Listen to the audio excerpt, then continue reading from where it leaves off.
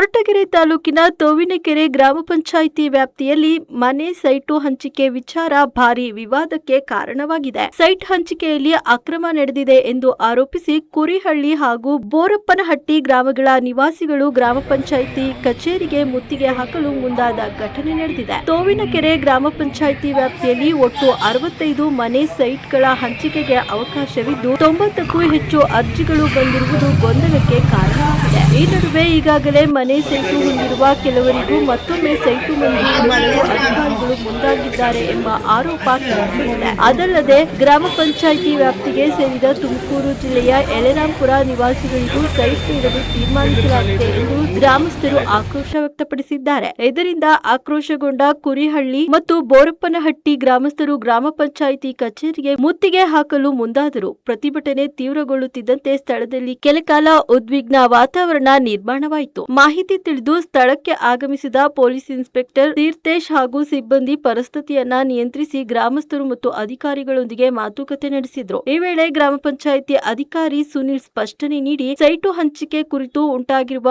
ಗೊಂದಲವನ್ನ ಈಗಾಗಲೇ ಸರಿಪಡಿಸಿದ್ದೇವೆ. ಗ್ರಾಮ ಪಂಚಾಯಿತಿ ವ್ಯಾಪ್ತಿಯ ಯಾವುದೇ ಅರ್ಹ ಫಲಾನುಭವಿ ಸೈಟ್ನಿಂದ ವಂಚಿತರಾಗುವುದಿಲ್ಲ. ಪಂಚಾಯಿತಿ ವ್ಯಾಪ್ತಿಯ ಎಲ್ಲಾ ಹಳ್ಳಿಗಳಲ್ಲೂ ಸೈಟ್ ಇಲ್ಲದವರಿಗೆ ಹಂತ ಹಂತವಾಗಿ ಸೈಟ್ ನೀಡಲಾಗುತ್ತದೆ. ಇದಕ್ಕಾಗಿ ಸುಮಾರು 20ಕ್ಕೂ ಹೆಚ್ಚು ಎಕರೆ ಅಧಿಕ ಜಾಗವನ್ನ ಗುರುತಿಸಿದ್ದು ಅಗತ್ಯ ಕ್ರಮಗಳನ್ನ ಕೈಗೊಳ್ಳಲಾಗುತ್ತದೆ ಎಂದು ತಿಳಿಸಿದರು. ಮಾಡಿದೀವಿ ಅಂತೇಳಿ ಇದರಲ್ಲಿ ಹೇಳ್ತಾರೆ. ಆ ವೇದಿಕೆ ಒಳಗೆ ಅಧಿಕಾರಿಗಳೆಲ್ಲರೂ ಇವೆಲ್ಲವನ್ನು ಲೋಪದೋಷಗಳನ್ನ ಸರಿಪಡಿಸಿಕೊಂಡು ಕೊಡೋದಾದ್ರೆ ಹಂಚಲಿ, ಇಲ್ಲ ಅಂತಂದ್ರೆ ಬೇಡವೇ ಬೇಡ. ವಾರ್ಡ್ ಸಭೆ ಮಾಡಿ ಆಮೇಲೆ ಗ್ರಾಮ ಸಭೆ ಮಾಡಬೇಕು. ಯಾವುದೇ ಥರದ ವಾರ್ಡ್ ಸಭೆ ಒಂದು ವಾರ್ಡ್ನಲ್ಲಿ 9 ವಾರ್ಡು ಏನೋ ಇದಾವೆ ನಮ್ಮ ಗ್ರಾಮ ಪಂಚಾಯತಿ ವ್ಯಾಪ್ತಿನಲ್ಲಿ, ಒಂದು ವಾರ್ಡ್ನಲ್ಲೂ ಇಲ್ಲ. ತೋವಿನಕೆರೆ ಒಳಗೆ ಹೆಚ್ಚು ಕಮ್ಮಿ ಅಂತಂದರೆ ಒಂದು 110 ಮನೆ ಇದ್ದಾವೆ ಎಸ್ಸಿಗಳು. ಅಲ್ಲಿ ವಾರ್ಡ್ ಸಭೆ ಮಾಡೇ ಇದಿಲ್ಲ. ಅಲ್ಲಿ ಒಬ್ರಿಗೋ ಇಬ್ರಿಗೋ 3 ಇರೋರಿಗೆ ಕೊಟ್ಬಿಟ್ಟು ಇನ್ನಿದ್ದರಿಗೆ ಯಾರಿಗೂ ಇಲ್ಲ. 95 ಮನೆಯವ್ರಿಗೂ ಇಲ್ಲ. ಅಲ್ಲಿ 3, 4, 5 ಜನ ಮಕ್ಳುಗಳಿದ್ದಾರೆ, ಆಮೇಲೆ ವಿಧವೆಯರಿದ್ದಾರೆ, ಹ್ಯಾಂಡಿಕ್ಯಾಪ್ಟ್ಗಳಿದ್ದಾರೆ. ಅವ್ರು ಯಾರಿಗೂ ಮನೆ ಸೈಟ್ಗಳಿಲ್ಲ. ಬೇರೆ ಯಾರೋ ಒಬ್ರು ಉನ್ನತವಾಗಿರ್ತಕ್ಕಂಥವ್ರಿಗೆ ಇಲ್ಲ ಮನೆ ಇರೋ ಅಂಥವ್ರಿಗೆ ಒಳ್ಳೆ ಎಜುಕೇಟೆಡ್ಗಳಿಗೆ ಅವ್ರಿಗೆ ಅನೌನ್ಸ್ ಮಾಡಿಬಿಟ್ಟು ಸುಮ್ಕ ಆಗ್ಬಿಟ್ರೆ ಅವರೆಲ್ಲ ಎಲ್ಲೋ ಇರೋರಿಗೆ ಕೊಟ್ರೆ ನಾವಂತೂ ಮುಂದೆ ನಾವು ಧರಣಿನೂ ಹೂಡ್ತೀವಿ, ಮತ್ತೇನೆ ಅವ್ರಿಗೆ ವಿರುದ್ಧವಾಗಿ ನಾವು ಧಿಕ್ಕಾರನೂ ಕೂಗ್ತೀವಿ. ಯಾರಿಗೂ ಇರೋರಿಗೆ ಕೊಟ್ರೆ ಇದು ನಮ್ಮ ವೈಯಕ್ತಿಕ ಅನಿಸಿಕೆ. ಇದು ಸರ್ಕಾರದ ಆದೇಶನ ಉಲ್ಲಂಘನೆ ಅನ್ನೋದಕ್ಕಿಂತ ಇವ್ರಿಗೆ ಬೇಕಾದಂಥವ್ರಿಗೆ ಕೊಡ್ತಾ ಇದ್ದಾರೆ. ಎಲ್ಲ ನಾವು ಗಮನಿಸಿದೀವಿ, ನಾವು ವಿಡಿಯೋನು ಹಾಕಿದ್ರು ಎಲ್ಲದನ್ನು. ಮೊನ್ನೆ ಗ್ರಾಮ ಸಭೆ ನಡೆದಿರೋದು.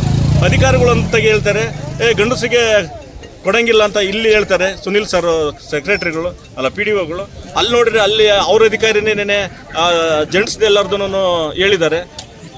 ಹ್ಯಾಂಡಿಕ್ಯಾಪ್ಟ್ ಇದ್ರೆ ಒಬ್ಬ ಇದ್ರೆ ಇರಲಿ, ವಿದೂರ ಇದ್ರೆ ಕೊಡಲಿ ಜೆಂಟ್ಸ್ಗೆ. ಎಲ್ಲ ಒಳ್ಳೊಳ್ಳೆ ಎಜುಕೇಟೆಡ್ ಆಗಿರೋ ಅಂತಾರೆ ಹೆಸರುಗಳೇ ಓದ್ತಾರಲ್ಲ ಅವರೆಲ್ಲರೂ.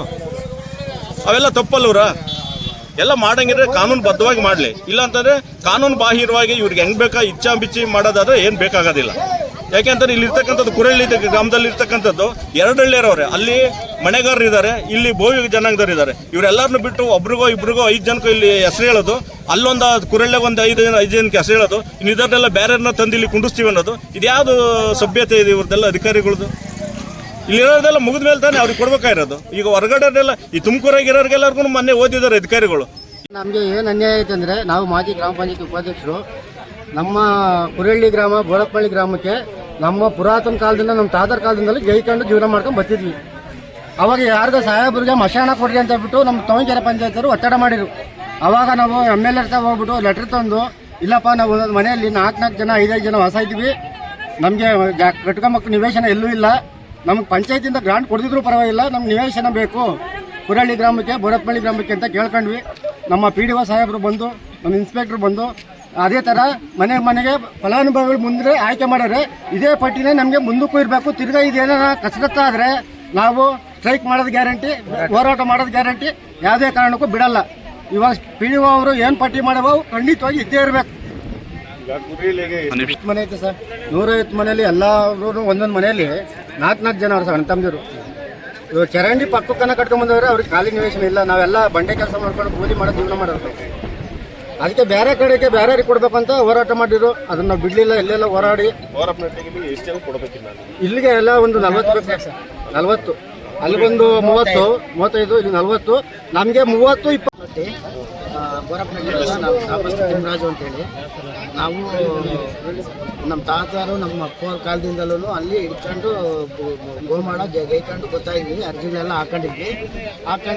ಗೈಕೊಂಡು ಒಂದು 30-40 ವರ್ಷ ಗೈಕೊಂಡ್ಬಂದ್ವಿ. ನಾವು ನಮ್ಮ ಹೆಸರುಗಳು ಮಾಡಿಸ್ಕೊಬೇಕು ಅನ್ನೋ ಟೈಮಲ್ಲಿ ಕವನ್ಕೆರೆ ಮುಸ್ಲಿಮ್ಸ್ಗೆ 4 ಎಕರೆ ಮಾಡಬೇಕು ಅಂತೇಳಿ ತಹಸೀಲ್ದಾರರು ಮಾಡಿದ್ದಕ್ಕೆ ಸರ್ವೆ ಮಾಡೋಕ್ಕೆ ಬಂದರು.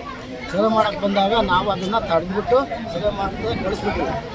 ಆದಮೇಲೆ ಪರಮೇಶ್ವರ್ ಸಾಹೇಬ್ರ ತಕ್ಕ ಹೋಗಿ ಕೇಳ್ಕೊಂಡ್ವಿ, ಹಿಂಗೈತೆ ನಾವು ಹಿಂಗೆ ಮಾಡೋಕ್ಕೆ ಬಂದವ್ರೆ ಅಂದಾಗ ಅವರು ಬೇಡ ಅವ್ರಿಗೆ ಕ್ಯಾನ್ಸಲ್ ಮಾಡಿ ಹಿಂಗೆ ಮಾಡಿಕೊಡ್ರಿ ಅಂತ ತಹಸೀಲ್ದಾರಿಗೆ ಹೇಳಿದಾಗ ಸೈಟ್ ಮಾಡಿಕೊಡಿ ಸರ್, ನಾವು ಎಲ್ಲ ಊರಾಗೆ ನಮಗೂ ಕುರಳ್ಳಿ ಗ್ರಾಮಸ್ಥರಿಗೂ ನಮಗೂ ಸೈಟ್ ಮಾಡಿಕೊಡ್ರಿ ಅಂತ ಕೇಳ್ಕೊಂಡಾಗ ಅವ್ರು ಆಯಿತು ಹಿಂಗೆ ಮಾಡಿಕೊಡ್ರಪ್ಪ ಅಂತೇಳಿ ತಹಸೀಲ್ದಾರಿಗೆ ಆರ್ಡ್ರ್ ಮಾಡಿ ಒಂದು ಸೈಟೂ ಆದವು.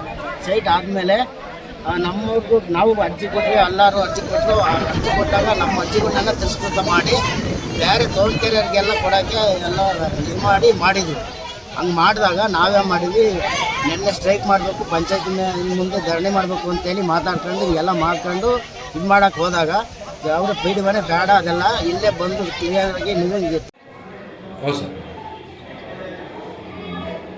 ಈಗ ಏನು 4ನೇ ತಾರೀಕು ಕಳೆದ ಶನಿವಾರ ತೋಟಕೆರೆ ಗ್ರಾಮ ಪಂಚಾಯತಿ ವತಿಯಿಂದ ಮುಖ್ಯಮಂತ್ರಿ ನಿವೇಶನ ಯೋಜನೆಯಡಿ ಫಲಾನುಭವಿಗಳ ಆಯ್ಕೆಗಾಗಿ ನಾವು ಒಂದು ಗ್ರಾಮ ಸಭೆಯನ್ನು ನಡೆಸಿದ್ವಿ. ಅದರಲ್ಲಿ ಕುರಿಹಳ್ಳಿ ಮತ್ತು ಬೋರಪ್ಪನಹಳ್ಳಿ ಗ್ರಾಮಸ್ಥರು ಹಲವಾರು ಆಕ್ಷೇಪಣೆಗಳನ್ನು ಎತ್ತಿದ್ರು. ಅಂದರೆ ನಮ್ಮ ಗ್ರಾಮದವ್ರಿಗೆ ಹೆಚ್ಚಿನ ಪ್ರಾಮುಖ್ಯತೆ ಸಿಕ್ಕಿಲ್ಲ ಅಂತ. ಅದಕ್ಕೋಸ್ಕರ ಇವತ್ತು ನಾನೇ ಮಾನ್ಯ ಕಾರ್ಯನಿರ್ವಾಹಕ ಅಧಿಕಾರಿಗಳ ನಿರ್ದೇಶನದಂತೆ ಖುದ್ದಾಗಿ ನಾನೇ ಆ ಗ್ರಾಮಕ್ಕೆ ತೆರಳಿ ಮನೆಗಳನ್ನ ಭೇಟಿ ಮಾಡಿ ಗ್ರಾಮಸ್ಥರ ಸಮ್ಮುಖದಲ್ಲಿ ಒಂದು ಪಟ್ಟಿಯನ್ನು ಕೂಡ ತಯಾರು ಮಾಡಿದ್ದೀವಿ. ಅದರಲ್ಲಿ ತಾಂತ್ರಿಕ ನ್ಯೂನತೆಗಳ ಕಾರಣದಿಂದ ಕೆಲವೊಂದು ಪಟ್ಟಿಗಳನ್ನ ಹಿಂದಿನ ಪಟ್ಟಿಗಳಲ್ಲಿ ಸೇರ್ಸೋಕ್ಕಾಗಿರಲಿಲ್ಲ. ಅದನ್ನು ಕೂಡ ಗ್ರಾಮಸ್ಥರಿಗೆ ಮನವರಿಕೆ ಮಾಡಿಕೊಟ್ಟು ಗ್ರಾಮಸ್ಥರ ಸಮ್ಮುಖದಲ್ಲೇ ಅವರ ತೀರ್ಮಾನದಂತೆ ಅವರ ಗ್ರಾಮದಲ್ಲಿ ಯಾರಿಗೆ ನಿವೇಶನ ಇಲ್ಲ ಅಂತ ಅವರು ತೀರ್ಮಾನ ಮಾಡಿ ಎಲ್ಲರೂ ಒಪ್ಪಿಗೆಯಿಂದ ಸರ್ವಾನುಮತದಿಂದ ಏನೋ ಒಂದು ಪಟ್ಟಿ ಕೊಟ್ಟಿದ್ದಾರೆ, ಆ ಪಟ್ಟಿಯನ್ನು ಮಾಡ್ಕೊಂಡು ಬಂದಿದ್ದೀವಿ. ಅದನ್ನು ನಾವು ಮೇಲಧಿಕಾರಿಗಳ ಗಮನಕ್ಕೆ ತಂದು ಮುಂದಿನ ಹಂತಕ್ಕೆ ಕಳಿಸ್ಕೊಟ್ಟು ಈ ಸಮಸ್ಯೆನ ಬಗೆಹರಿಸ್ಕೊಡ್ತೀವಿ. ತೋರಿಕೆರಲ್ಲೂ ಸಮಸ್ಯೆ ಮಾಡಿಲ್ಲ ಅಂತ ಹೇಳ್ತೀವಿ ಸರ್. ಅದು ತೋವಿನಕೆರೆಯಲ್ಲೂ ಕೂಡ ಈಗ ಒಂದು ವರ್ಷದ ಹಿಂದೆ ಏನು ವಾರ್ಡ್ ಸಭೆಗಳನ್ನ ಮಾಡಿ ಅರ್ಜಿಗಳನ್ನ ಆಯ್ಕೆ ಕಲೆಕ್ಟ್ ಮಾಡಿದ್ರು, ಅದರಲ್ಲೇ ನಾವು ಪರಿಗಣಿಸಿ ನಮ್ಮ ಆನ್ಲೈನ್ ತಂತ್ರಾಂಶದಲ್ಲಿ ಯಾವುದು ಯಾರ ಫಲಾನುಭವಿಗೆ ಮನೆ ಅಥವಾ ಸೈಟು ಮಂಜೂರಾಗಿಲ್ಲ ಅವರನ್ನು ನಾವು ಶಾರ್ಟ್ ಲಿಸ್ಟ್ ಮಾಡಿದ್ವಿ. ಆದರೆ ಅದರಲ್ಲೂ ಕೂಡ ಕೆಲವು ಆಕ್ಷೇಪಣೆಗಳು ಬಂದಿರೋದ್ರಿಂದ ಈಗ ಅನಂತರದಲ್ಲಿ ಕೆಲವರು ಮನೆ ಕಟ್ಕೊಂಡಿರ್ಬೋದು ಅಥವಾ ಅನಂತರದಲ್ಲಿ ಮನೆಗಳು ಮಂಜೂರಾಗಿರೋದು ಈ ಥರದ್ದೆಲ್ಲ ಆಕ್ಷೇಪಣೆಗಳು ಬಂದಿದೆ. ಅವುಗಳನ್ನ ಎಲ್ಲ ಕೂಡ ನಾವು ಪರಿಗಣಿಸಿ ಮಾಡಿ ತೋವಿನಕೆರೆ ಗ್ರಾಮದಲ್ಲೂ ಮತ್ತೊಮ್ಮೆ ಮನೆ ಭೇಟಿ ಮಾಡಿ ಪರಿಶೀಲನೆ ಮಾಡಿ ಅಂತಿಮ ಪಟ್ಟಿನ ತಯಾರಿಸ್ತೀವಿ ಅಂತ ನಮ್ಮ ಮನೆ 20 ಎಕರೆ ಪ್ರಪೋಸಲ್ ಹೋಗಿದೆ ಸರ್. ಟೋಟಲ್ ಸೈಟ್ ಮಂಜೂರು ಮಾಡೋದಕ್ಕೆ ರೆವಿನ್ಯೂ ಇಲಾಖೆಗೆ ನಮ್ಮ ಇಲಾಖೆಯಿಂದ ಹೋಗಿದೆ.